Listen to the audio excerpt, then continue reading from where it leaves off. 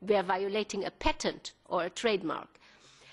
Because in the case of trademark regulations, if somebody has a community trademark, he can have the products coming into the European single market seized at every national borders, regardless of whether they come in via Cyprus, Malta, Bulgaria, or the harbour in Antwerp. But if you have patents in the absence of a community patent, companies have usually patent protection only in very few member states.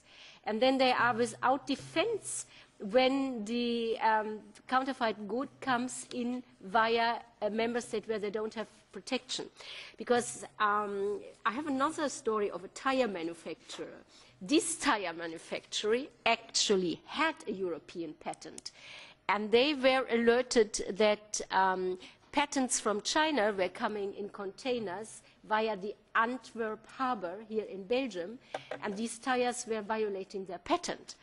And then the enforcement unit asked the Belgian customs authorities to seize these containers with tires. And the Belgian customs, first question they ask is, show me your patent protection. The enforcement unit went back to the patent department, and the patent department said, ouch, we do not have patent protection in Belgium, because we have patent protection only in France, in Italy, and in Germany. These are our major markets. So that shows also that the absence of a community patent is severely hampering effective patent protection at the external borders of the EU, and in the case of these products who come from countries such as China. Okay, thank you. One final brief question. Yes, and I'd like to address this question to Mr. Tindemans, because I think he raised a very interesting issue, namely that of trade secrets, and he underlines the importance of trade secrets as an instrument to create innovation and to protect innovation. But on the other hand, it seems that trade secrets are not so much researched and also not so much in the lights of, in the spotlight of the discussion. Perhaps maybe that because nobody feels responsible for the topic of trade secrets as opposed to patents and trademarks. The question would be, how about trade secrets? What should be, you mentioned something already, but what should be done more? Who should do what about trade secrets? Who is doing what about trade secrets?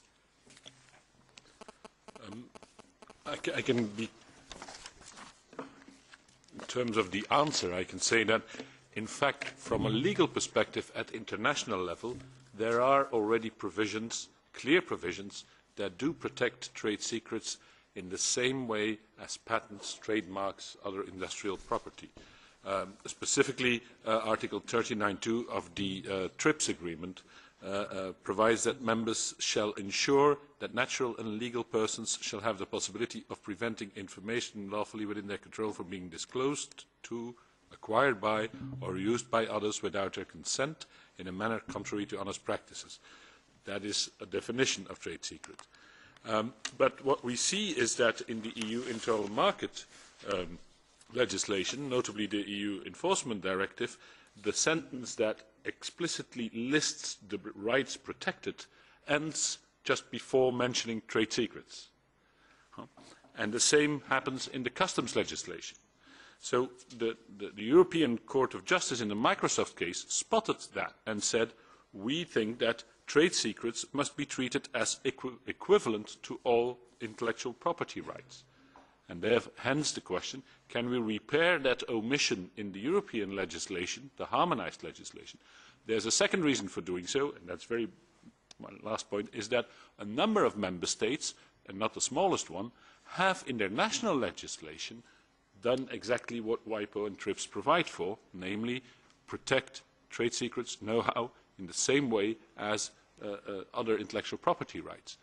And therefore, in these member states at least, you have a recourse to the judiciary and to the administrative bodies such as customs.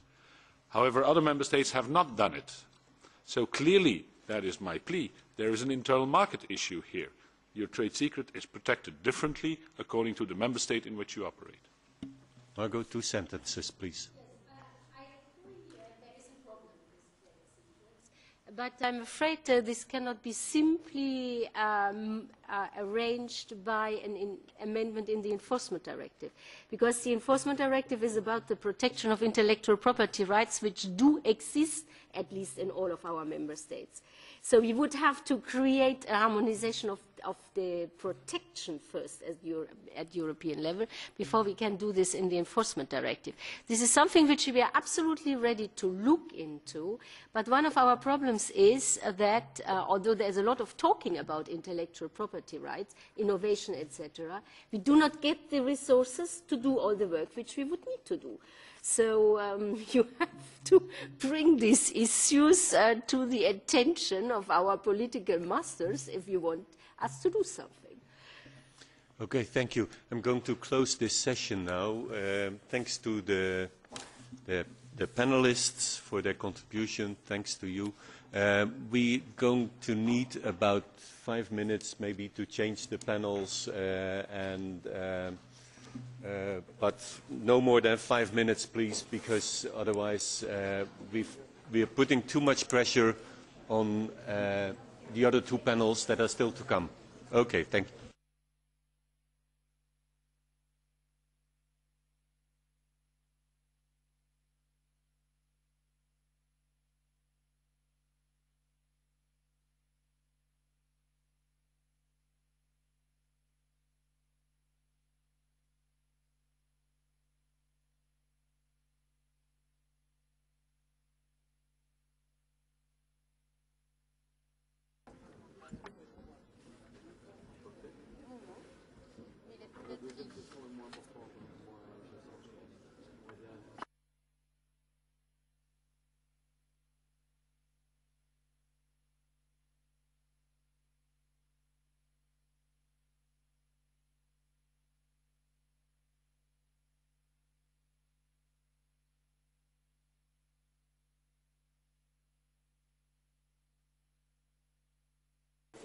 Ne parlo,